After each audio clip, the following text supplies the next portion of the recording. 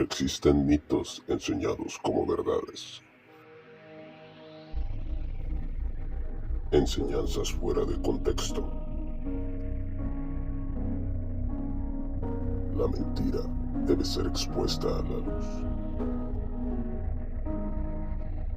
La ignorancia debe ser corregida. Porque la verdad no es negociable.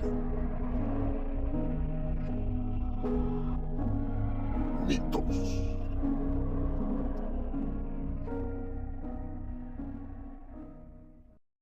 Se dice que antes de que Eva fuera creada, una mujer ya había nacido del mismo polvo que Adán.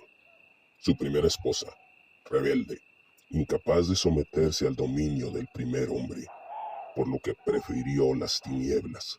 Huyó a la oscuridad junto a los demonios, entregándose a la inmoralidad con seres de la oscuridad, concibiendo hijos de demonios y más tarde convirtiéndose ella misma en un demonio.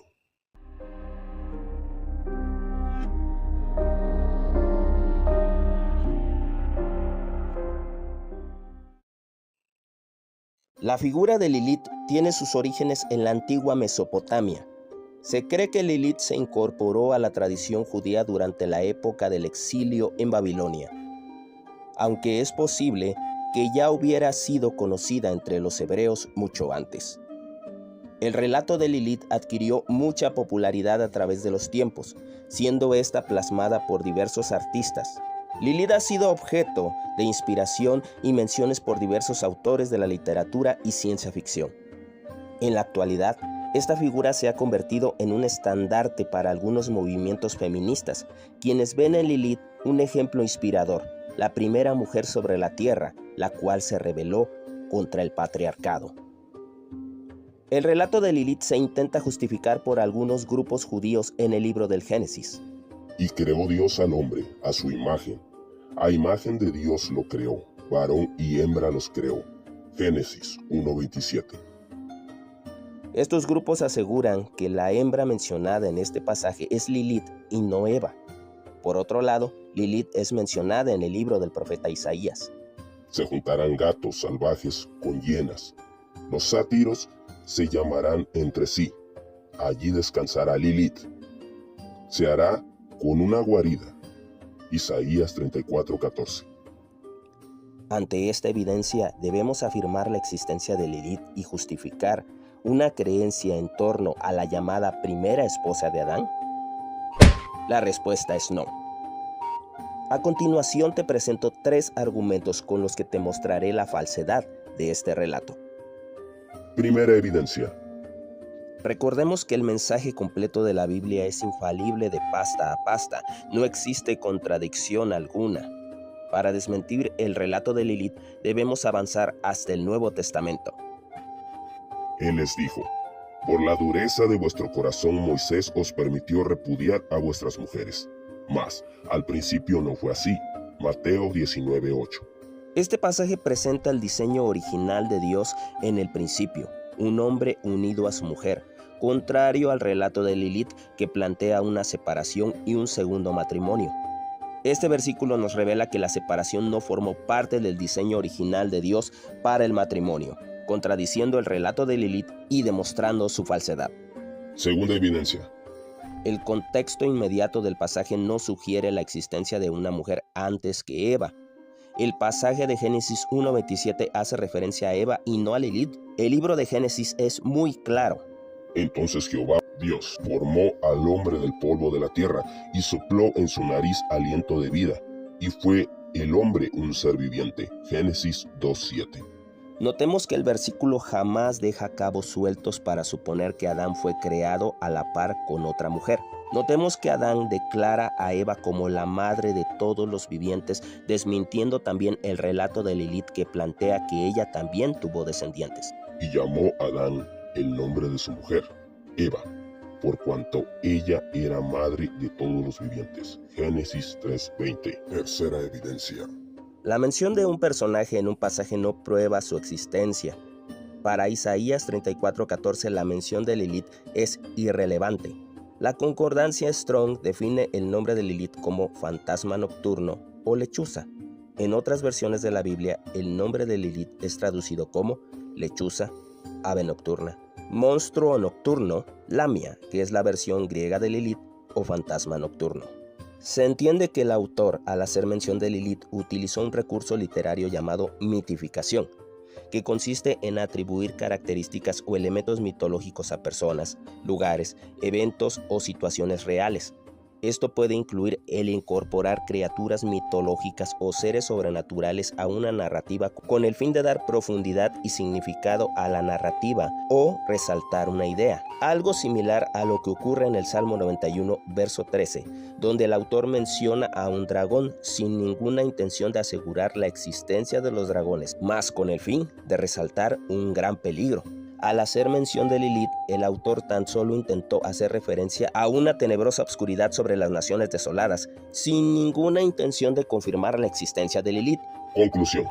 La idea de una mujer transformada en un demonio, adquiriendo inmortalidad y concibiendo hijos híbridos, mitad demonios y mitad humanos, podría ser asimilada en alguna novela fantástica de Stephen King.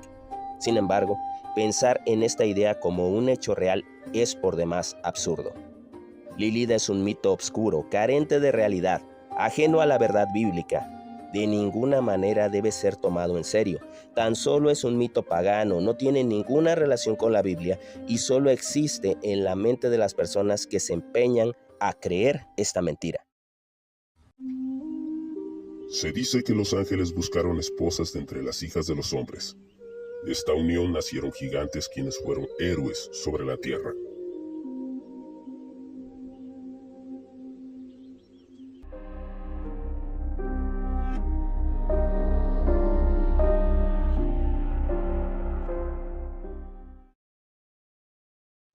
Probando las mieles del amor, los ángeles formaron un hogar junto a mujeres humanas. Este relato ha sido presentado por diversos autores de la literatura a lo largo de la historia. Asimismo, formó parte del interés de la cultura popular y de producciones cinematográficas. El relato se basa en un suceso ocurrido en la época de los antidiluvianos. Al unirse los hijos de Dios con las hijas de los seres humanos y tener hijos con ellas, nacieron gigantes, que fueron los poderosos guerreros de antaño. A partir de entonces hubo gigantes en la tierra. Génesis 6:4. Esta y otras versiones parecen claras en su interpretación. La pregunta es, ¿ante esto deberíamos dar por auténtico este relato? La respuesta es no. A continuación te mostraré 3 evidencias procedentes de una segunda traducción, la cual exhibe la falsedad del relato. Primera evidencia. Partamos primero de lo que nos dice el mensaje completo de la Biblia. En la resurrección, las personas no se casarán ni serán dadas en casamiento, sino que serán como los ángeles que están en el cielo. Mateo 22:30. En este pasaje Jesús compara a los redimidos con los ángeles, aclarando que estos son seres asexuales, no tienen necesidades sexuales, no pueden engendrar hijos. La palabra de Dios es infalible. No puede haber contradicción entre Mateo 22:30 y Génesis 6:4, mas sí un error de traducción para Génesis 6:4 en algunas versiones de la Biblia. Segunda evidencia. Veamos el error a detalle. Y había gigantes en la tierra en aquellos días. Y también, después que se llegaron los hijos de Dios a las hijas de los hombres y les engendraron hijos, estos fueron los valientes que desde la antigüedad fueron varones de renombre. Génesis 6:4. Esta traducción es más exacta con respecto al hebreo, cuya traducción nos dice: Los Nefilín estaban en la tierra en aquellos días, y también después, cuando los hijos de Dios se unieron a las hijas de los hombres y ellas les engendraron hijos, estos fueron los hombres que fueron desde el principio hombres de renombre. Génesis 6:4. El versículo presenta 2 ideas distintas separadas por una conjunción, mientras que otras versiones cambian ambas ideas fusionándolas en una sola, generando una traducción equivocada y contradictoria con el mensaje completo de la Biblia. Las 2 ideas que presenta el versículo son la presencia de los Nefilín en la tierra y la unión de los hijos de Dios y las hijas de los hombres. La primera idea presenta a los Nefilim, seres misteriosos. Su nombre es traducido como gigantes, caídos, tiranos, taladores y seres extraordinarios. Nadie se pone de acuerdo en torno a los Nefilim. Hay debates e interesantes especulaciones sobre su identidad. Sin embargo, la verdad central del pasaje se encuentra en la segunda idea. Tercera evidencia. La segunda idea expone la unión de los hijos de Dios con las hijas de los hombres, engendrando héroes de renombre. Ellos no engendraron a los Nefilim. Si los hijos de Dios mencionados en el pasaje no fueron ángeles, entonces ¿quiénes eran estos? Recordemos que de Caín, primer hijo de Adán, surgió un pueblo que dominó la ganadería, la forja y la música. Sin embargo, era gente inmoral y violenta. Por otro lado, tenemos a los descendientes de Set, el tercer hijo de Adán. De Set nació Enós, y de este surgió una generación de hombres y mujeres que obedecían a Dios. Y a Set también le nació un hijo, y llamó su nombre Enós. Entonces los hombres comenzaron a invocar el nombre de Jehová. Génesis 4:26.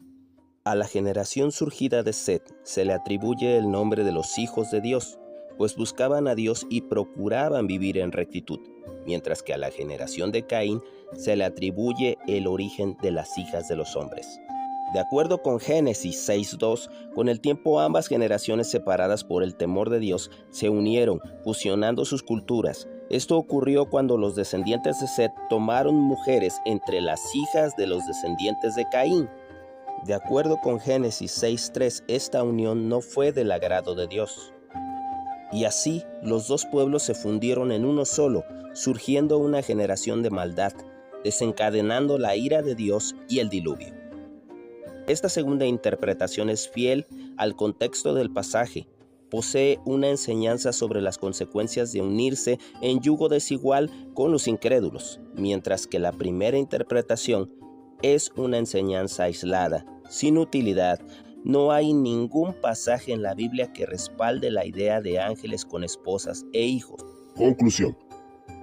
De acuerdo con esta pequeña investigación, entendemos que el relato de los ángeles enamorados es solo un mito fantasioso fuera de contexto, un relato carente de contenido espiritual, que lejos de edificar, pone en evidencia la credibilidad de la Biblia.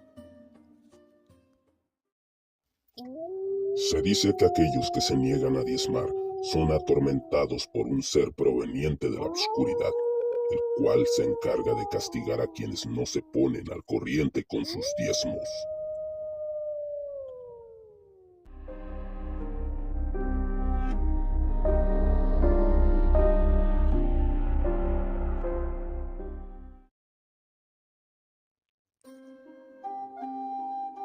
De acuerdo con Proverbios 11:25, comprendemos que Dios prospera a los generosos de corazón. El diezmo es una forma generosa de demostrar gratitud para con Dios. Además, es un mandamiento con promesa. Traed todos los diezmos al alfolí, y haya alimento en mi casa. Y probadme ahora en esto, dice Jehová de los ejércitos, si no os abriré las ventanas de los cielos, y derramaré sobre vosotros bendición, hasta que sobreabunde. Malaquías 3:10. Sin embargo, existe una corriente de pensamiento que se siente obligada a diezmar, pues cree en la existencia de el devorador. El libro de Malaquías nos habla al respecto. Reprenderé también por vosotros al devorador, y no os destruirá el fruto de la tierra, ni vuestra vida en el campo será estéril, dice Jehová de los ejércitos. Malaquías 3:11. Existen diferentes enseñanzas en torno al devorador. Se dice que es una criatura del inframundo, un demonio que se encarga de cobrar puntualmente los diezmos a quien se niega a entregarlos con puntualidad, un ser que provoca estragos en la economía, un fuego que devora a quien no diezma, un ser al que solo podemos vencer poniéndonos al corriente con nuestros diezmos. Ante lo que se dice en torno a esta criatura y su mención en el libro de Malaquías, ¿es correcto predicar sobre el diezmo sin dejar de mencionar la amenaza del devorador? La respuesta es no. A continuación te daré 3 evidencias, las cuales explican a detalle quién en realidad es el devorador y por qué está lejos de ser lo que se ha inventado en torno a él. Primera evidencia. Para comenzar, es necesario explicar bíblicamente el significado de el devorador. El término devorador de Malaquías 3:11 significa comer. Algunas versiones de la Biblia traducen este término como langosta, plaga de insectos, plaga de enfermedades, insectos y enfermedades y plaga voraz. Estas traducciones se basan en un contexto histórico. Recordemos la plaga mencionada en el libro del profeta Joel. Con facilidad notamos que ninguna de estas traducciones relaciona al devorador con un demonio, por lo que no podemos especular sobre un demonio sin ningún fundamento. Segunda evidencia. La palabra devorador solo es mencionada una sola vez en el libro de Malaquías. Ni siquiera forma parte del propósito del libro. Tampoco figura en la verdad central del pasaje bíblico, ya que éste exhorta a la obediencia y a la gratitud de corazón, no a temer al devorador. Veamos a detalle el contexto. El pueblo de Israel se había vuelto extremadamente ingrato y avaricioso. Según Malaquías 1, 13 y 14, las ofrendas que el pueblo daba a Dios eran ganado y rebaño hurtado, cojo, enfermo o dañado. Por si fuera poco, no aportaban su diezmo ni ofrendas para la casa de Dios, la cual era necesaria para la subsistencia de los sacerdotes y para el mantenimiento del templo. Al ver el desvergonzado proceder según Malaquías 3:9, Dios maldijo al pueblo y los llamó ladrones.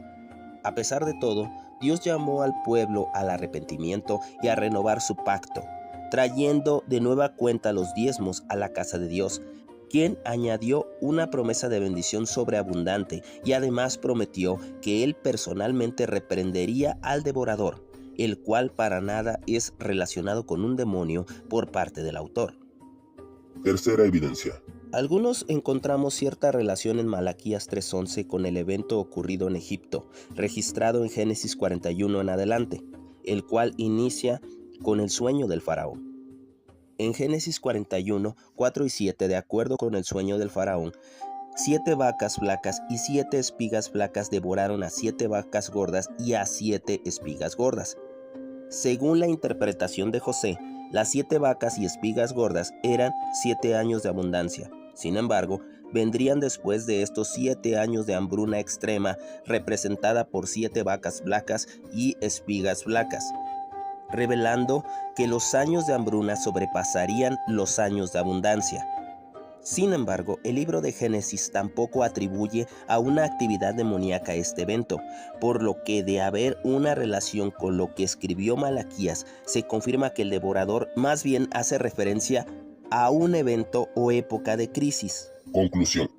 No hay pasaje alguno en la Biblia que demuestre que el devorador es real.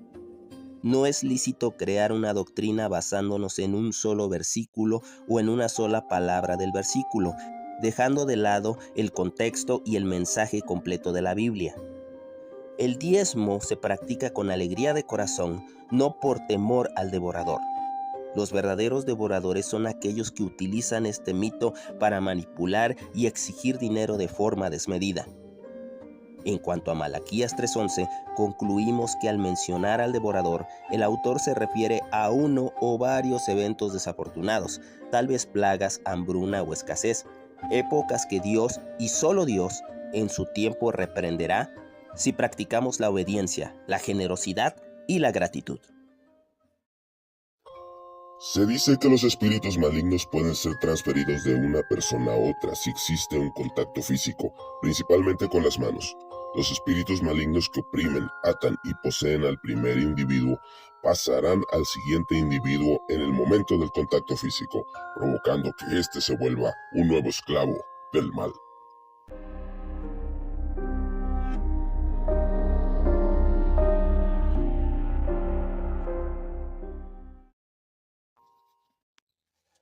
La transferencia de espíritus es una doctrina muy común en nuestros días. Esta sostiene que cuando alguno ora por otro imponiendo las manos sobre éste, los espíritus que moran en una de las dos personas se transferirán. Algunos enseñan que incluso cualquier contacto físico basta para que la transferencia se efectúe. La base bíblica con que se sostiene esta postura es la siguiente.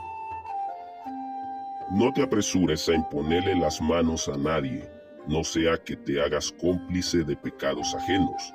Consérvate puro. Primera a Timoteo 5:22. Existe una buena cantidad de testimonios de personas que aseguran haber caído en adulterio, que perdieron las ganas de ir a la iglesia y que comenzaron a tener tentaciones muy fuertes a partir de que alguien los tocó mientras oraba por ellos. Ante estos testimonios y el hecho de que esta postura ha ganado credibilidad entre muchas congregaciones y actualmente se enseña con normalidad en muchos movimientos, debemos dar por hecho que al tocar o ser tocado por alguien nos exponemos a que uno o muchos espíritus malignos se transfieran a nosotros. La respuesta es no. A continuación te mostraré dos argumentos para demostrar que esta postura está equivocada. Primera evidencia. Primero que nada es necesario conocer el contexto remoto del pasaje bíblico. La imposición de manos tuvo históricamente diferentes funciones para diferentes aplicaciones. Según Números 27-23, para delegar autoridad. Según Marcos 16-18, para orar por sanidad. Según Génesis 48-14, para bendecir. Según Hechos 13-3, para delegar un ministerio. Teniendo como base estos versículos, entendemos que en realidad Pablo no estaba advirtiendo sobre tocar a alguien a la ligera, sino más bien Pablo pretendía que Timoteo, siendo un pastor joven en busca de colaboradores, no delegara mayordomía o ministerios de la congregación a personas indignas. El original griego nos dice: Manos rápidamente a nadie estés imponiendo, ni estés compartiendo en común pecados de otros. A ti mismo puro estés guardado. Primera a Timoteo 5:22. Se comprende que al imponer manos, Timoteo estaría oficialmente delegando un cargo de la iglesia, por lo que él tenía que llevar de rodillas al candidato e imponer sus manos sobre éste y orar para consagrarlo al ministerio o cargo para el cual se había postulado y había resultado elegido. Si Timoteo hubiese elegido precipitadamente, sin investigar, sin analizar la confiabilidad del candidato, éste se arriesgaría a elegir a alguien indigno, a un practicante de pecado que usaría su cargo o ministerio para dañar a la congregación, de manera que Timoteo tendría que ser responsable del pecado o los errores de quien él mismo eligió a la ligera, sin poner cuidado, razón por la cual Pablo le aconseja mantenerse puro, libre de corrupción, libre de pecados propios y ajenos. La Biblia del Diario Vivir comenta sobre este versículo que una iglesia nunca debería apresurarse a elegir líderes, porque podemos pasar por alto problemas importantes o pecados. El candidato debe ser calificado de manera aprobatoria antes de pedirle que asuma una posición o liderazgo. Segunda evidencia. La epístola del apóstol Santiago nos da un poderoso argumento en contra de este mito. Sino que cada uno es tentado cuando de su propia concupiscencia es atraído y seducido. Santiago 1:14. La palabra concupiscencia significa deseos de codicia o apetitos desordenados de placeres deshonestos o inmorales. Según Santiago, es nuestra propia concupiscencia la que provoca en nosotros un profundo deseo de pecar, nos atrae a la maldad y posteriormente a consumar el pecado. Pensar en que tocar a alguien traerá a nosotros deseos pecaminosos es contradecir este pasaje. Nuestra propia concupiscencia nos seduce al pecado, no el contacto físico con las manos, hombros o cabeza de un pecador o endemoniado. De manera que aunque existan un sinfín de historias o testimonios de personas que cambiaron negativamente a raíz de un contacto físico, nadie puede culpar a otro por su propio pecado. El alma que pecare, esa morirá. El Hijo no llevará el pecado del Padre, ni el Padre llevará el pecado del Hijo. La justicia del justo será sobre él, y la impiedad del impío será sobre él. Ezequiel 18:20. Conclusión. Existen motivos prudentes para no siempre tocar o imponer las manos mientras oramos, pero nada tiene que ver esto con la idea de que transferiremos o nos será transferido un espíritu maligno en el momento de tocar a alguien. Cuando analizamos con detenimiento esta postura, descubriremos una buena cantidad de inconsistencias en su aplicación. La transferencia de espíritus es un mito que afecta a nuestra vida social, nos vuelve paranoicos. Con excepción de una emergencia sanitaria, nada nos impide dar un contacto afectuoso en pos de una demostración de afecto y convivencia con nuestros semejantes.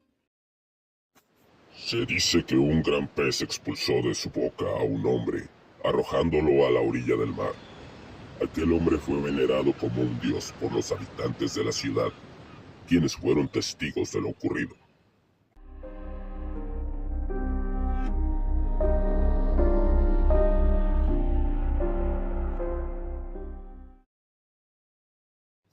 La idea de que los habitantes de Nínive creyeron que Jonás era un dios al ver cómo éste fue expulsado del vientre de un gran pez es una especulación usada por predicadores no tan exegéticos.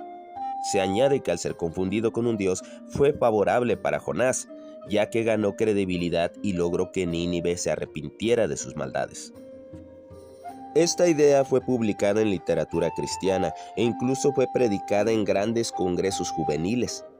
La aplicación de esta idea pretende justificar estrategias no tan ortodoxas para ganar adeptos. Algunos predicadores podrían valerse de la aplicación de esta idea para justificar la celebración de Halloween dentro de la iglesia e incluso para aprobar bailes sensuales y otro tipo de shows no tan adecuados para la congregación. Ante esto, debemos dar por hecho que Jonás fue venerado como un dios y esto fue favorable para atraer la atención de la gran ciudad de Nínive. La respuesta es no. Tengo para ti 3 argumentos con los que probaré que la idea del dios del mar es una total farsa. Primera evidencia. Veamos el contexto.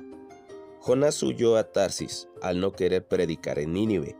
El profeta subió a una embarcación buscando escapar de Dios.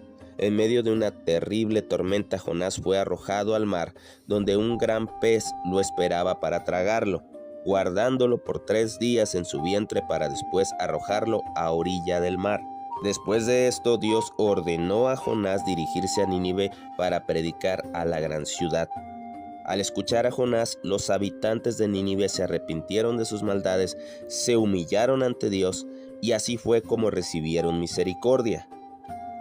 Sin embargo, a alguien se le ocurrió agregar algo más a la historia. En primera se agrega que Jonás fue arrojado muy cerca de Nínive y los asirios presenciaron el momento cuando éste fue expulsado por el gran pez, de manera que lo creyeron un dios. Posteriormente se agrega que esto sirvió para que Jonás pudiera ingresar a Nínive y ser escuchado frente al rey de Asiria. Veamos a detalle, Nínive no tenía cercanía con el mar. Por lo tanto, el que los asirios hayan visto a Jonás ser arrojado por el pez a orillas del mar es una posibilidad muy mínima. El mar más cercano a Nínive en relación al contexto geográfico de la historia es el Mediterráneo, a unos 400 kilómetros o más del punto más cercano con la frontera de lo que fue Asiria. La Biblia no revela el punto exacto donde Jonás fue arrojado. Suponiendo que el gran pez arrojó a Jonás junto a las costas de Siria, la distancia hasta la ciudad de Nínive podrían haber sido unos 500 kilómetros o más. La Biblia no registra ningún testigo en el momento que el pez liberó a Jonás. Y mandó Jehová al pez y vomitó a Jonás en tierra. Jonás 2:10. Jonás se levantó y se encaminó a Nínive como el Señor le ordenó. Nínive era una ciudad tan grande que se necesitaban 3 días para recorrerla. Jonás 3:3. Notemos que en ningún momento el autor menciona testigos de este hecho. Sin embargo, de haber habido testigos, estos no serían asirios, sino habitantes de las costas de Siria, situados a una distancia abismal de la ciudad de Nínive, en un país distinto. No hay motivo para creer que los asirios creyeron que Jonás era un dios en relación a la distancia con el país asirio y con la ciudad de Nínive. Buscando justificar esta historia se vuelve en cada momento más inverosímil. Segunda evidencia. La eisegesis es una mala práctica en términos de teología. Es la interpretación subjetiva de un texto, donde el expositor añade sus propias ideas en lugar de extraer su significado original, a diferencia de la exégesis, la cual busca el significado del texto a través de la investigación objetiva del contexto. Esta idea del dios del mar es un claro ejemplo de eisegesis. No tiene bases bíblicas, tan solo se basa en suposiciones contradictorias. Por ejemplo, Hechos 14:11 nos narra que Bernabé y Pablo fueron tenidos por dioses griegos. Según Hechos 14:14, Bernabé y Pablo rasgaron sus vestiduras y a grandes voces intentaron corregir a la multitud. Si Bernabé y Pablo no vieron en esto una oportunidad para ganar adeptos, por lo contrario, se resistieron a ser tenidos por dioses, ¿por qué deberíamos pensar que Jonás se aprovecharía de una situación similar para ganar ventaja en Nínive? Tercera evidencia. Todo aquel que se vale de falsas suposiciones, agregando de más al mensaje inspirado por Dios, será reprendido. No añadas a sus palabras para que no te reprenda y seas hallado mentiroso. Proverbios 36. La idea del dios del mar añade deliberadamente al mensaje de Dios ideas subjetivas sin ningún fundamento. Conclusión. Interpretaciones subjetivas y prácticas movidas por la ignorancia abundan en los púlpitos hoy en día. La idea del dios salido del mar es un mito inverosímil que desvía al oyente del verdadero propósito del mensaje. Se dice que un muerto volvió para dictar sentencia en contra del rey de Israel. El gran profeta volvió de entre los muertos para declarar su última profecía.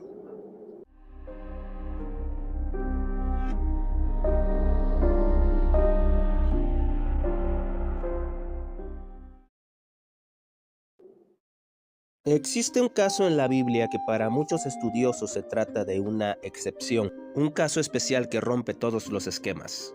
El regreso del profeta Samuel durante un ritual espiritista ha causado gran controversia. Y Samuel dijo a Saúl: ¿por qué me has inquietado haciéndome venir? Y Saúl respondió: estoy muy angustiado, pues los filisteos pelean contra mí, y Dios se ha apartado de mí, y no me responde más, ni por medio de profetas, ni por sueños. Por esto te he llamado, para que me declares lo que tengo que hacer. Primera de Samuel 28:15. Algunas publicaciones afirman que Samuel realmente volvió en medio de un ritual espiritista. Ante esta interpretación, ¿debemos dar por hecho que Samuel volvió de entre los muertos? La respuesta es no. A continuación te presento dos evidencias que abrirán tu mente para comprender a fondo el pasaje. Primera evidencia. Vayamos al contexto. El rey Saúl se había alejado de Dios, sus obras eran de continuo mal. Saúl se negó a arrepentirse y Dios lo desechó. Saúl buscaba a Dios, no por arrepentimiento, sino en busca de dirección, ya que una batalla contra los filisteos se avecinaba y no había manera que él pudiera ganar. Sin embargo, Dios no dio respuesta alguna, ni por sueños, ni por Urim, ni por medio de los profetas. En un arranque de desesperación, el rey buscó en la tierra de Endor a una adivina.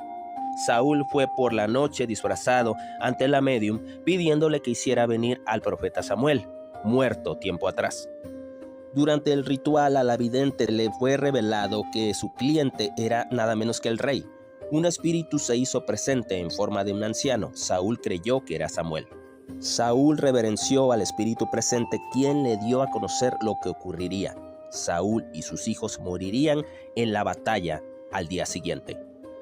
Al declarar aquel espíritu de forma contundente palabras y hechos de Samuel en vida, se ha publicado y se ha creído que Samuel realmente apareció e interrumpió el ritual para declarar profecía. Ante el contexto bíblico se plantean dos preguntas.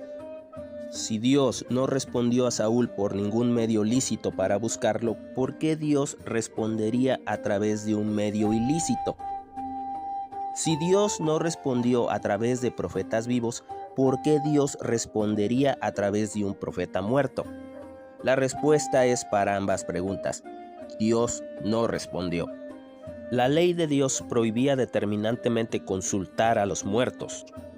Y el hombre o la mujer que invocara espíritus de muertos o se entregare a la adivinación, ha de morir.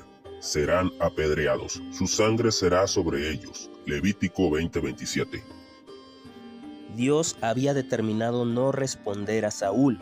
Dios no pudo haber roto su propia regla y valerse de una adivina interrumpiendo su ritual. Esto jamás ocurrió. Pero, ¿es posible que el espíritu de un muerto pueda visitar a los vivos? Job nos da la respuesta. Antes que vaya para no volver a la tierra de tinieblas y de sombra de muerte. Job 10:21.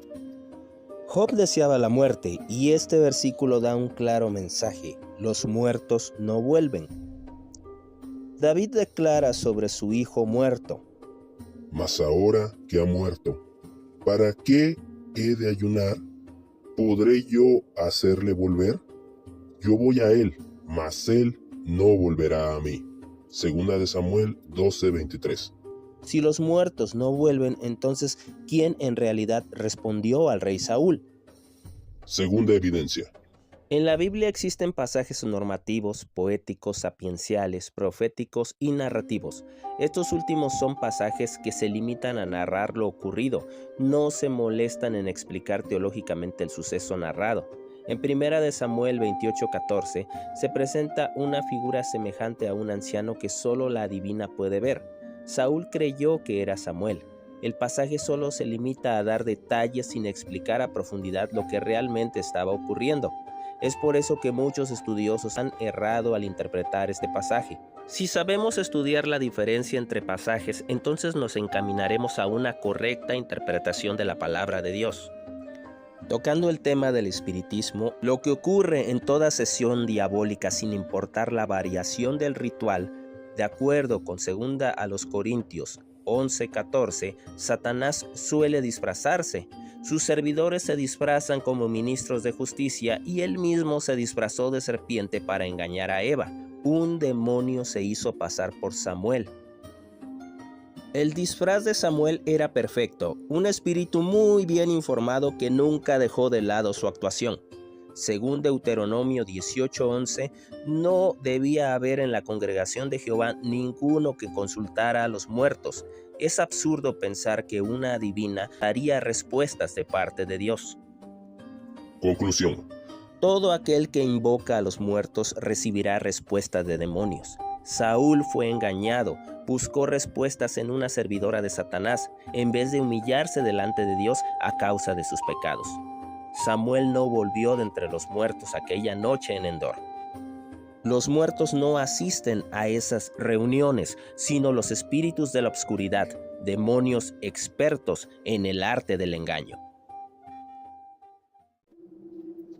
Se dice que hubo una relación inmoral cometida por Eva y Satanás, de la cual nació un hijo, de cuya simiente descienden los seres malvados que dominan la tierra en medio de la oscuridad.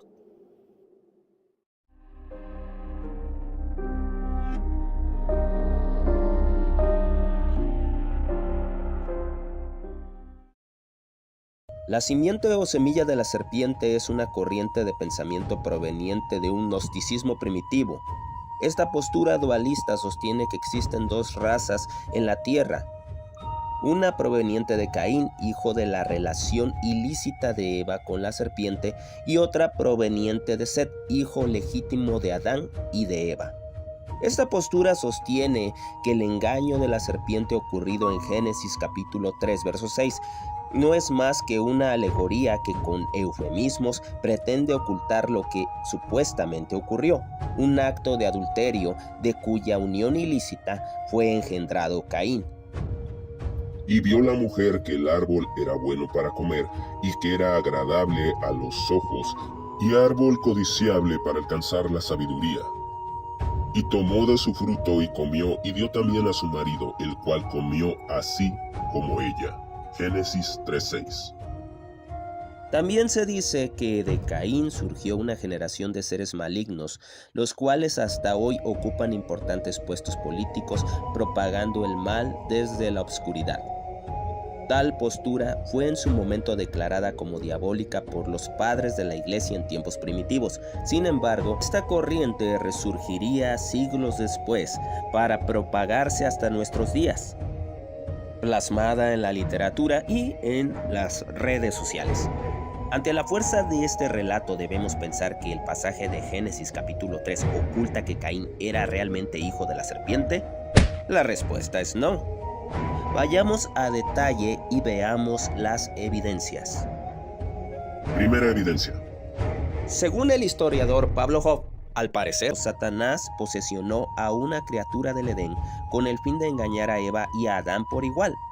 Existe un método de interpretación falso llamado alegórico místico, el cual consiste en convertir el pasaje bíblico en una metáfora para dar una interpretación fuera de contexto.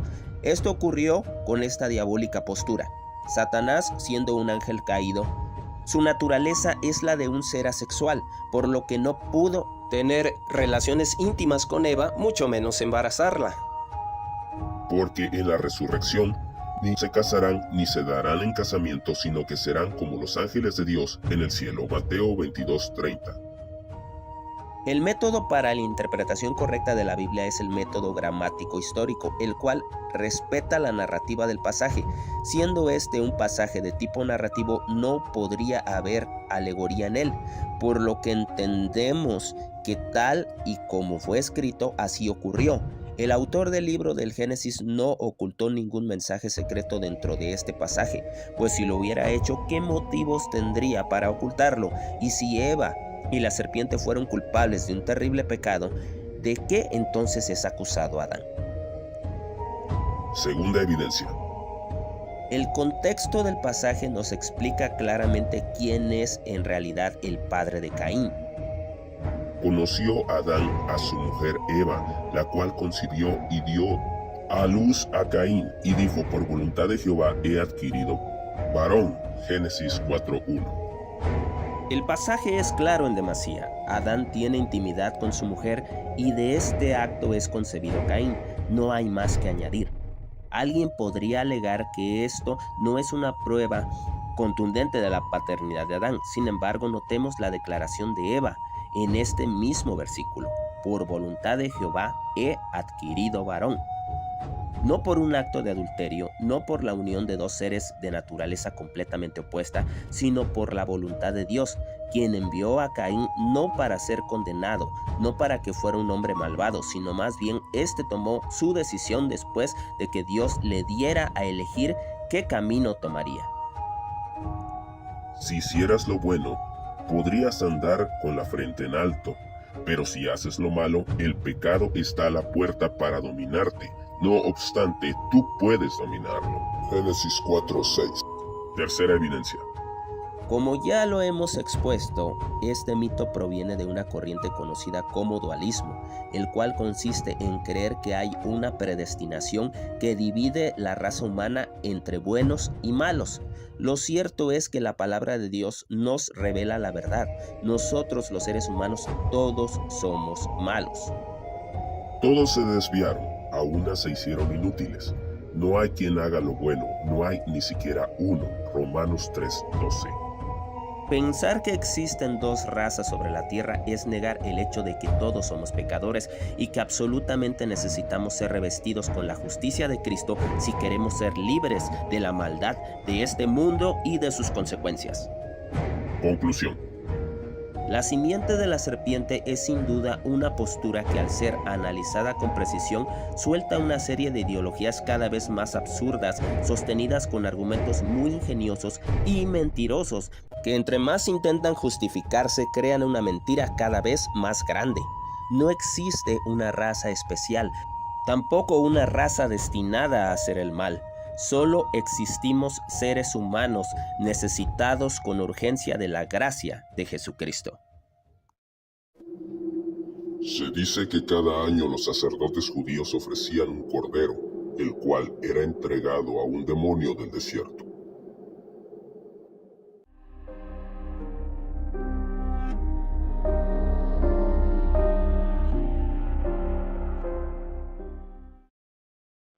La figura de Azazel ha adquirido cierta popularidad en la cultura contemporánea.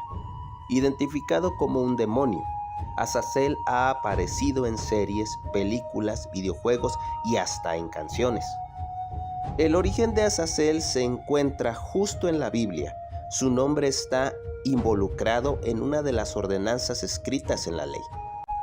Y hará traer a Aarón el macho cabrío sobre el cual cayere la suerte por Jehová, y lo ofrecerán en expiación.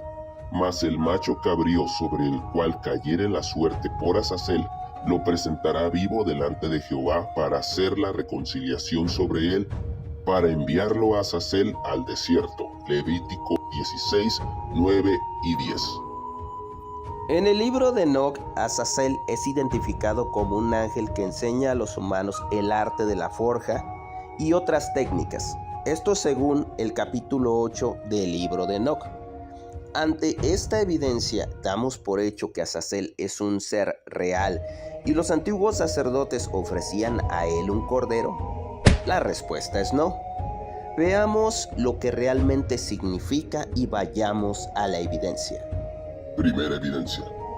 Para comenzar, el libro de Enoc no forma parte del canon de las Sagradas Escrituras, ya que no es un libro inspirado por el Espíritu Santo, sino más bien este libro es una serie de relatos fantásticos de dudosa procedencia, un libro que contradice la Sagrada Escritura, un libro que incluye fábulas sospechosas, por lo que la mención de Azazel en este libro apócrifo no debe ser tomada en serio, sino más bien el Azazel del libro de Enoc debe ser considerado solo como un personaje ficticio.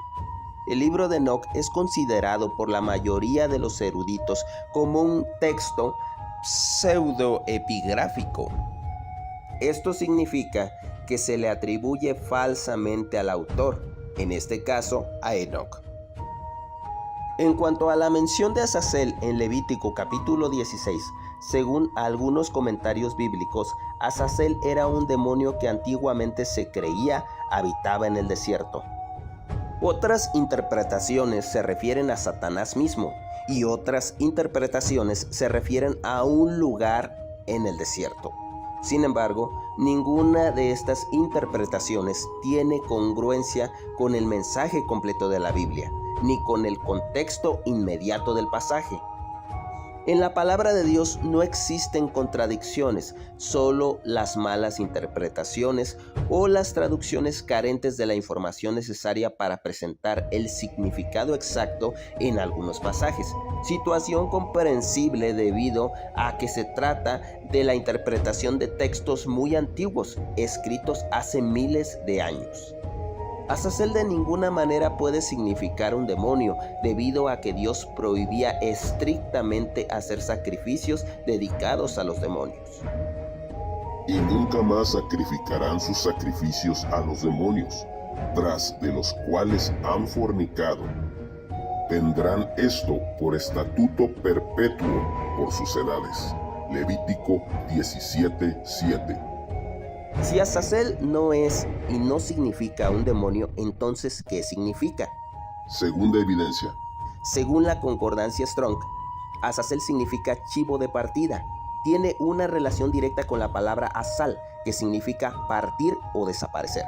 Levítico capítulo 16 nos presenta el día de Yoma o Yom Kippur, el día de la expiación de los pecados.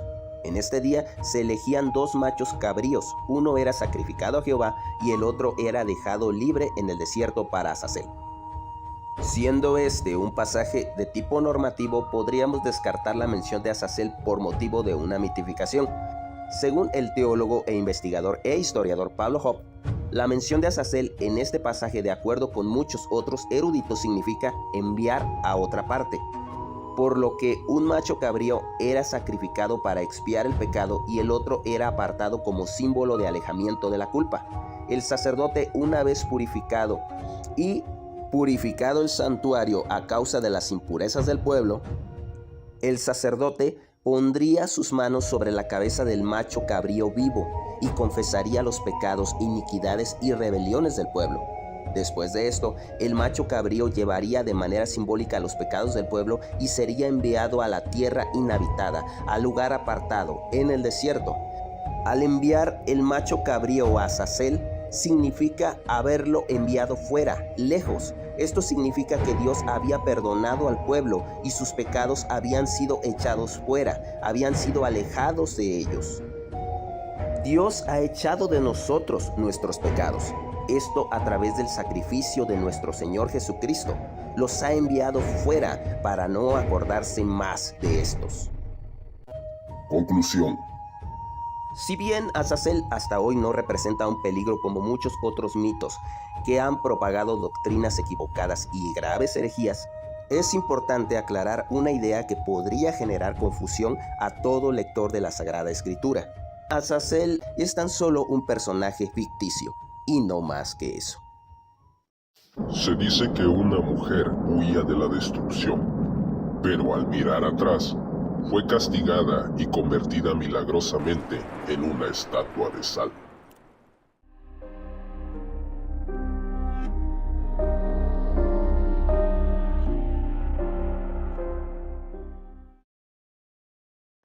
La destrucción de Sodoma y Gomorra es uno de los eventos bíblicos más populares de la historia. Ciudades repletas de sodomía, incesto y pederastía habían colmado la paciencia de Dios, por lo que estaban condenadas a ser consumidas entre fuego y azufre. Solo existía un asunto por resolver.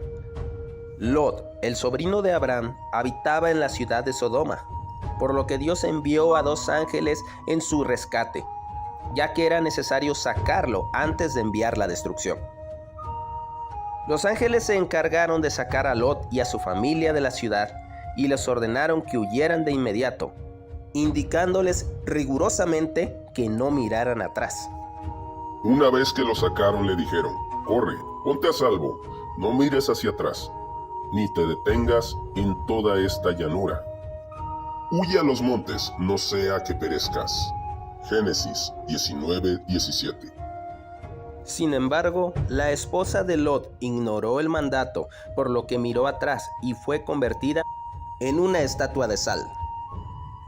Este hecho ha sido representado en un sinfín de películas, tanto cristianas como películas seculares, en las cuales la esposa de Lot se transforma mágicamente en una escultura blanca. Ante esto, ¿debemos dar por hecho que la mujer de Lot se convirtió milagrosamente en una estatua como un castigo ejemplar? La respuesta es no. A continuación, conoceremos a detalle lo ocurrido. Primera evidencia. Para comenzar, la advertencia de los ángeles en Génesis 19:17 no era que podían convertirse en estatuas si miraban atrás, sino más bien ellos advirtieron que si Lot y su familia se detenían, podrían perecer. Los ángeles advirtieron a Lot y a su familia que huyeran de inmediato. Esto significa que no habría tiempo de descansar ni de rezagarse, ya que un retraso en su huida significaría ser alcanzado por las llamas que caerían sobre la ciudad. Sin embargo, sin importar la advertencia, la esposa de Lot miró atrás. Entonces la mujer de Lot miró atrás a espaldas de él y se volvió estatua de sal. Génesis 19:26. Miró proviene de la palabra hebrea nabat, que a detalle no significa echar un vistazo, sino más bien significa observar con detenimiento. La concordancia Strong define esta palabra como considerar con placer, dar atención, contemplar. Por lo que se comprende que la mujer de Lot se detuvo, dio media vuelta y contempló a detalle lo que ocurría con su antiguo hogar.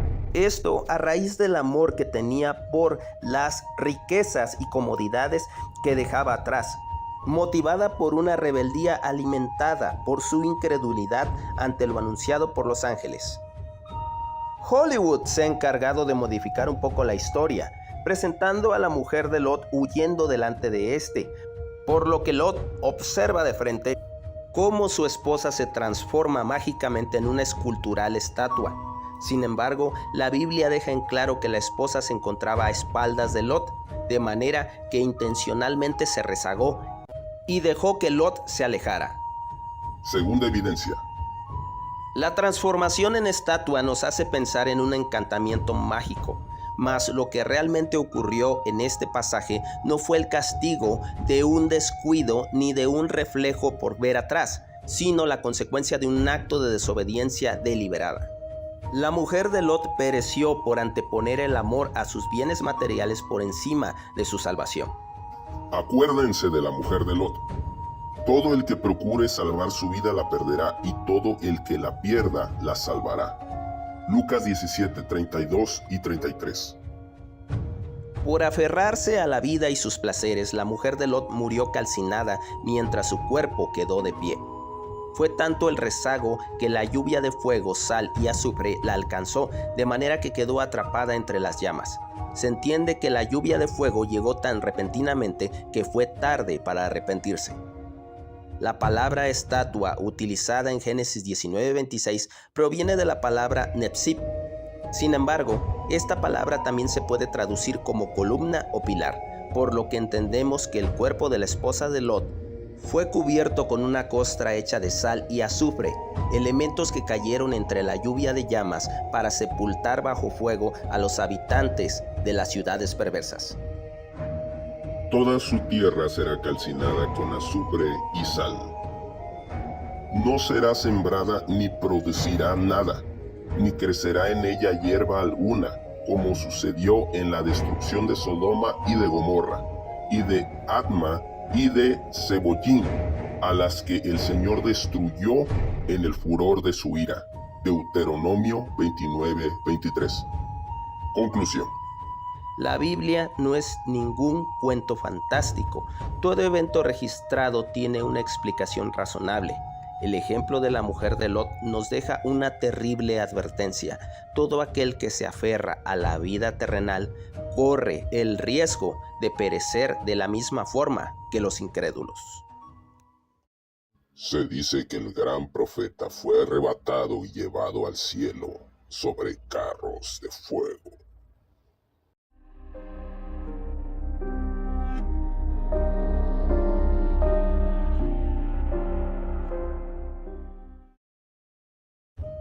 La hermenéutica es una herramienta indispensable en la interpretación de la Sagrada Escritura. Presenta dos divisiones, general y especial. La hermenéutica tiene una serie de reglas que nos permiten conocer a fondo el significado del pasaje para darle una correcta interpretación. Según Tomás de la Fuente, una de las reglas básicas de la hermenéutica general es leer siempre con cuidado. No leer de manera cuidadosa puede provocar un sinfín de malas interpretaciones que podrían e incluso llegar hasta un púlpito en medio de un sermón. Un ejemplo de esto es una anécdota que ocurrió hace algún tiempo. Un joven había preparado un sermón el cual predicó durante una reunión. El joven elaboró una reflexión sobre el Evangelio de Juan capítulo 5 verso 8, el cual dice: Jesús le dijo, levántate, toma tu lecho y anda. Sin embargo, este joven no leyó con cuidado y en vez de leer lecho, él se confundió y entendió que la palabra era leche, por lo que hizo una serie de ilustraciones sobre la leche, tratando de explicar a sus oyentes por qué Jesús había dicho al paralítico que se tomara su leche. Las risas contenidas y la tensión se hicieron presentes durante la reunión. La decepción fue muy grande cuando a este joven le hicieron ver que se había equivocado de forma escandalosa. Sin embargo, es muy común ver este tipo de ejemplos cuando no leemos correctamente el pasaje bíblico. Uno de estos relatos ha llegado incluso a la pintura y a otras manifestaciones artísticas debido a que no se leyó correctamente el pasaje. El profeta Elías, llevado al cielo sobre un carro de fuego, ante la mirada atónita de su fiel discípulo Eliseo, quien gritaba: Padre mío, carro de Israel y su gente de a caballo. Algo sin duda emotivo y sublime para quien disfruta de tan hermoso pasaje. Sin embargo, debemos dar por hecho que Elías ascendió al cielo sobre un carro de fuego. La respuesta es definitivamente no. Veamos la sencilla y contundente evidencia. Evidencia. El no tomar en cuenta las reglas básicas de la hermenéutica no solo nos lleva a confundir palabras y frases, sino que además esto nos puede llevar a la mala interpretación de pasajes bíblicos. Algunos ejemplos de esto son Filipenses 4:13, todo lo puedo en Cristo que me fortalece. Este versículo se usa para dar motivación, sin embargo, el contexto habla de la firmeza en la abundancia, así como en la escasez. Mateo 7:1, no juzguéis para que no seáis juzgados. Este versículo a menudo se usa para reprender al murmurador. Sin embargo, el contexto habla de hipocresía y falta de discernimiento. Mateo 18:20, donde 2 o 3 se reúnen en mi nombre, allí estoy yo en medio de ellos. Este versículo se usa para animar las reuniones de grupos pequeños. Sin embargo, aunque la intención no está equivocada, el contexto habla sobre la disciplina en la iglesia y la confrontación de un hombre que persiste en su pecado. Pero entremos en materia al pasaje en evidencia. Y aconteció que yendo ellos y hablando, he aquí un carro de fuego con caballos de fuego apartó a los dos, y Elías subió al cielo en un torbellino. Segunda de Reyes 2:11. El pasaje es claro en demasía. No se necesita ser un exégeta para ver con precisión el error de interpretación. Sin embargo, echemos un vistazo a la Biblia interlineal. Y sucedió, ellos iban caminando y hablando, y he aquí un carro de fuego y caballos de fuego se separaron entre ellos dos, y subió Elías en torbellino a los cielos. Segunda de Reyes 2:11. Elías y Eliseo caminaban. Repentinamente un carro de fuego apareció e hizo una separación entre ambos, por lo que Elías quedó a cierta distancia de Eliseo. Fue en ese momento que un torbellino apareció y llevó consigo a Elías para llevarlo a los cielos. El carro de fuego es una manifestación de un ser sobrenatural venido de los cielos a la orden de Dios. Estos seres sobrenaturales se manifiestan una vez más en la vida de Eliseo, hecho registrado en Segunda de Reyes 6:17. Sin embargo, esta manifestación sobrenatural únicamente separó a ambos profetas. La Biblia no dice que Elías haya subido a bordo del carro de fuego, sino que solo separó a ambos personajes. Y Elías fue llevado a los cielos en un torbellino. Conclusión. Procurando no entrar en detalles teológicamente más profundos sobre el pasaje, la intención de esta pequeña reflexión es dejar en claro que necesitamos leer de manera cuidadosa, y más cuando se trata de las Sagradas Escrituras. Si bien este mito sobre Elías en el carro de fuego no ha presentado ninguna afectación severa que atente contra la sana doctrina, sí sirve para ponernos alerta y evitar fabricar enseñanzas escandalosamente equivocadas. Se dice que un pastor aumentó su rebaño gracias a las varas mágicas que puso en los abrevaderos.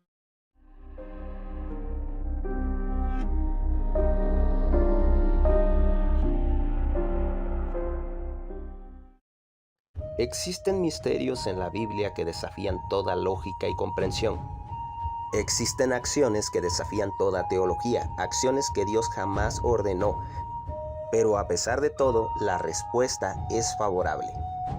Ante esta manifestación de la soberanía de Dios, muchos se inclinan al pragmatismo, que en términos filosóficos es preferir lo práctico y útil sobre lo teórico y abstracto.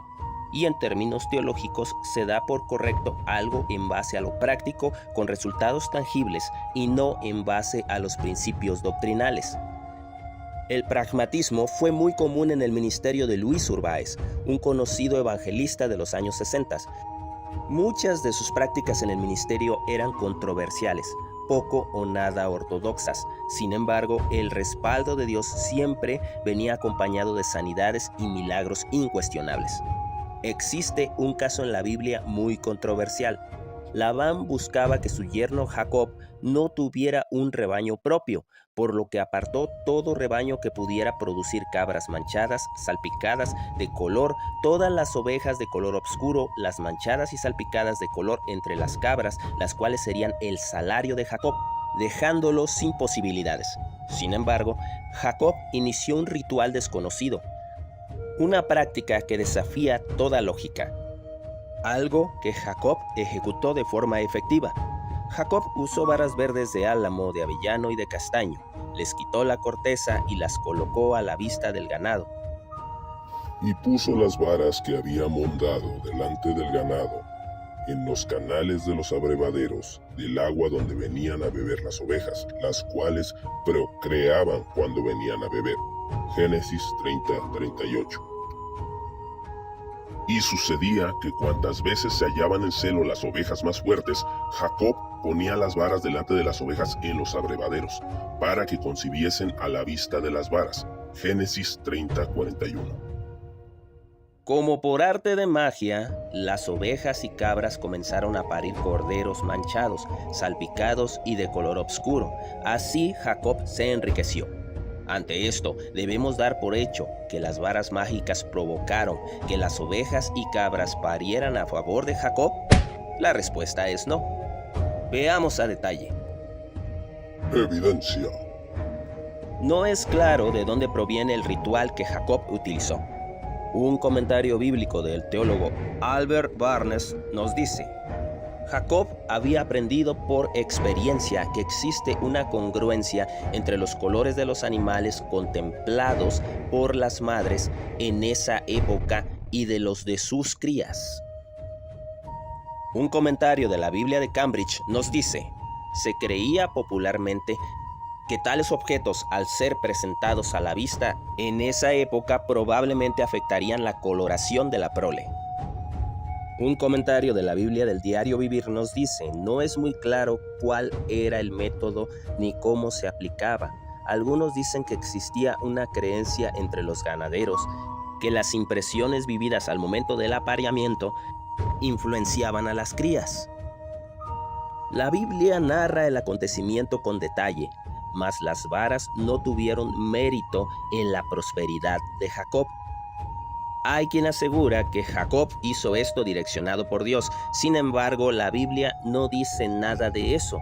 Por otro lado, existe la posibilidad de que Jacob hubiera actuado de forma muy empírica, de acuerdo a las costumbres de la época. Sin embargo, la Biblia nos explica a detalle lo que ocurrió.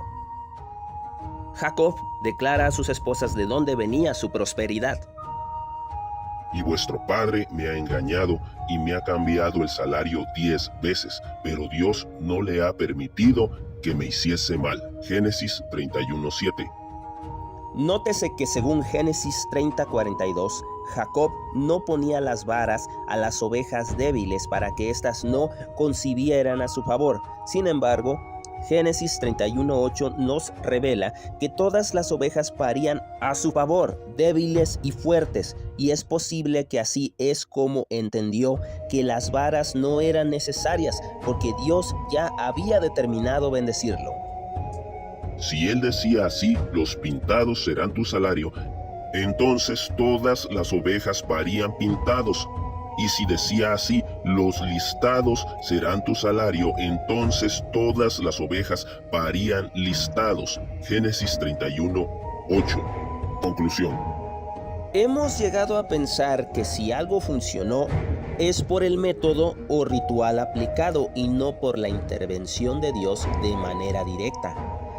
Hasta hoy no han encontrado evidencia científica para asegurar que el método de Jacob tuvo un efecto favorable. Al parecer, solo se trató de una práctica sin fundamento, una superstición como muchas que hoy en día se aplican en muchas congregaciones, métodos sin fundamento que pretenden obligar a Dios a responder favorablemente.